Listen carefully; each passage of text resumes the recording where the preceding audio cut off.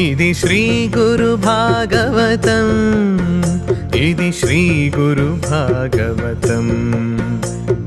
మానవాళి మనుగడ కోసం భగవంతుడిచ్చిన గొప్పవరం.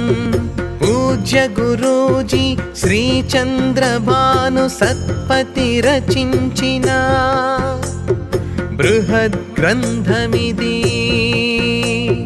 బృహద్ గ్రంథమిది.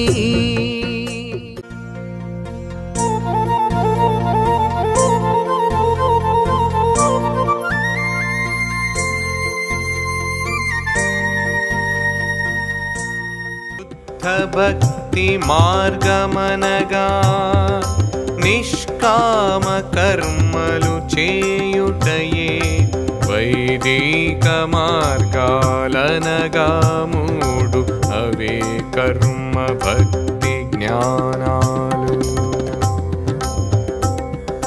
శ్రీ గురు కృప లభ్యమవగా దివ్య జ్ఞానం పొంది భక్తులు పంచభూతాలను నియంత్రించగ వాడెదరు అష్టసిద్ధులు. ప్రకృతి మధ్యలో ఉంటున్న మాయలో ఎప్పుడు పడరు, లోక కళ్యాణము కోసమై మానవులుగా జన్మిస్తారు.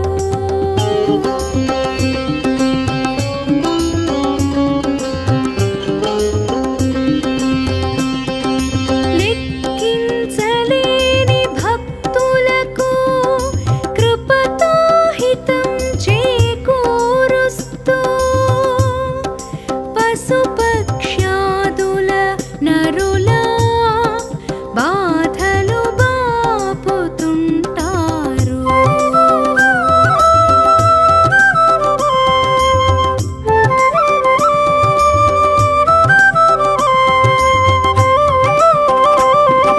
భక్తుల భావానుసారంతో వర్షించు గురు కృపాశక్తి సామాన్యులకది తక్కువ, అసామాన్యులకది ఎక్కువ.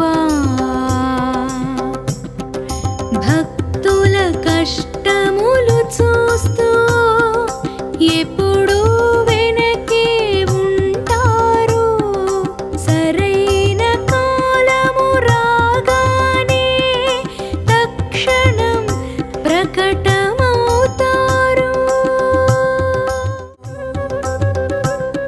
నిష్కామ కర్మలు చెయ్యడమే శుద్ధ భక్తి మార్గం.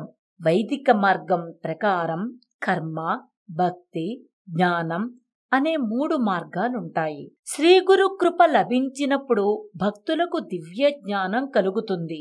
అప్పుడు వారు పంచభూత నియంత్రణ చేయగలరు, అష్టసిద్ధుల్ని సమర్థవంతంగా ఉపయోగించగలరు. ప్రకృతి మధ్య ఉండి కూడా వీళ్ళు మాయలో పడకుండా సదా నిస్సంగులై ఉంటారు.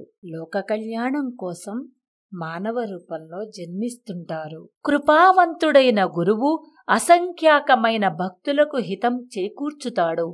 పశుపక్షాదులకైనా నరులకైనా బాధలను బాపుతాడు. భక్తుల భావానుసారంగా గురువు యొక్క కృపాశక్తి వర్షిస్తుంది. ఇది భక్తుల భావస్థాయిని బట్టి సామాన్యులకు తక్కువగానూ అసామాన్యులకు ఎక్కువగానూ ఉంటుంది. భక్తులకు విపత్కాలం సంభవించినప్పుడు గురువు నేపథ్యంలో ఉండి సరియైన సమయం ఆసన్నం కాగానే ప్రకటితమవుతారు. శ్రీ చంద్రభాను సత్పతి గురుదేవ విరచిత శ్రీ గురు భాగవతం.